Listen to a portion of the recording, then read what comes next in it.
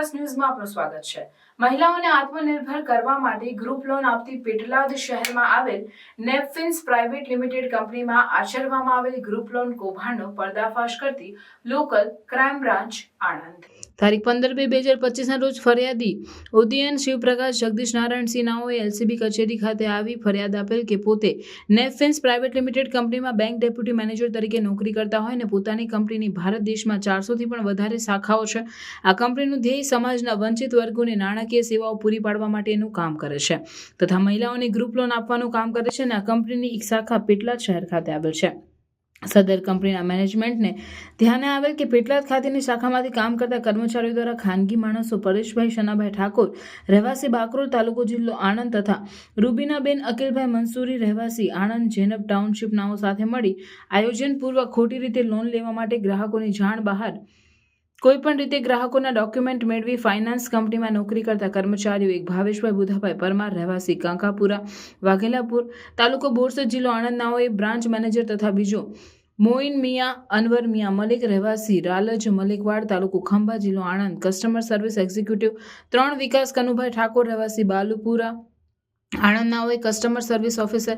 4 વિષ્ણુભાઈ રામભાઈ પ્રજાપતિ રહેવાસી કરોલી તાલુકો વસુ જિલ્લો ખેડા નાઓએ કસ્ટમર સર્વિસ ઓફિસર તમામ ભેગા મળી એકબીજાની મદદગારી કરી ગેરરીતિ આચરેલ છે। જે બાબતે કંપની દ્વારા પ્રાથમિક તપાસ કરતા બાબત ધ્યાનમાં આવેલ કે આ સમયે ભેગા મળી કંપનીમાં 211 લોન અકાઉન્ટ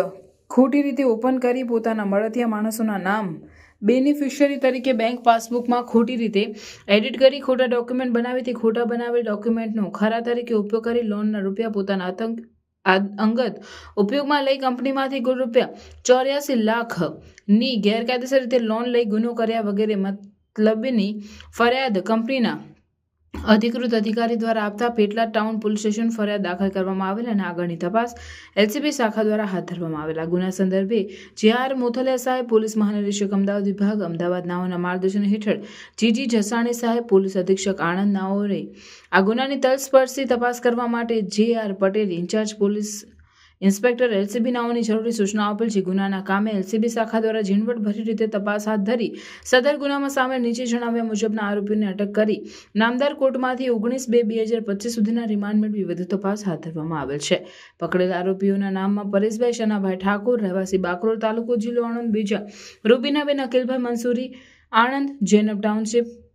ત્રીજા ભાવેશભાઈ બુધાભાઈ પરમાર રહેવાસી કંકાપુરા વાઘેલાપુરા તાલુકો બોરસદ જિલ્લો આણંદ, ચોથા મોઇન મિયા અનવર મિયા મલિક રહેવાસી રાલજ મલિકવાડા તાલુકો ખંભા જિલ્લો આણંદ, પાંચમા વિકાસ કનુભાઈ ઠાકોર રહેવાસી બાલુપુરા આણંદ, છઠ્ઠા વિષ્ણુભાઈ રામભાઈ પ્રજાપતિ રહેવાસી કરોલી તાલુકો વસુ જિલ્લા ખેડા ની અટકાયત કરી આગળની વધુ તપાસ હાથ ધરી છે। રિપોર્ટર જય કિશન પરમાર। જી સાહેબ, એલસીબી પોલીસે ડુપ્લિકેટ પેપર્સના આધારે જે ઉચાપત કરવામાં આવી હતી જેના આરોપીઓ ઝડપી પાડ્યા છે, શું છે મામલો? પેટલાદ ટાઉન વિસ્તારના નિર્દોષ ગ્રાહકોના નામથી નેપ ફાઇનાન્સ જે સેલ્ફ ફાઇનાન્સ કંપની છે બેંગ્લોરની, તે ફાઇનાન્સ કંપનીમાંથી અન્ય નિર્દોષ નાગરિકોના આધાર કાર્ડ અને અન્ય ડોક્યુમેન્ટ્સ મેળવી તેની ઉપરથી લોન ઇસ્યુ કરાવી પોતાના એકાઉન્ટમાં નામ ચેન્જ કરી અને લોન ટ્રાન્સફર કરેલી। આવા 211 એકાઉન્ટની કુલ ₹84 લાખ જેટલી લોન ઇસ્યુ કરાવેલી છે। જેમના નામે લોન ઇસ્યુ થઈ છે તેમને કોઈ લાભ મળ્યો નથી। તો આ કૃત્ય કરવામાં રૂબીનાબેન, પરેશભાઈ અને ભાવેશ આ મુખ્ય 3 ફાઇનાન્સ બેંકના એક્ઝિક્યુટિવ તરીકે કામ કરી અને અન્ય 3 આરોપીની મદદથી આ કૃત્ય કર્યું છે। તો એલસીબી દ્વારા આ લોકોને એરેસ્ટ કરી તમામને રિમાન્ડ મેળવી આગળની તપાસ હાલમાં ચાલી રહી છે।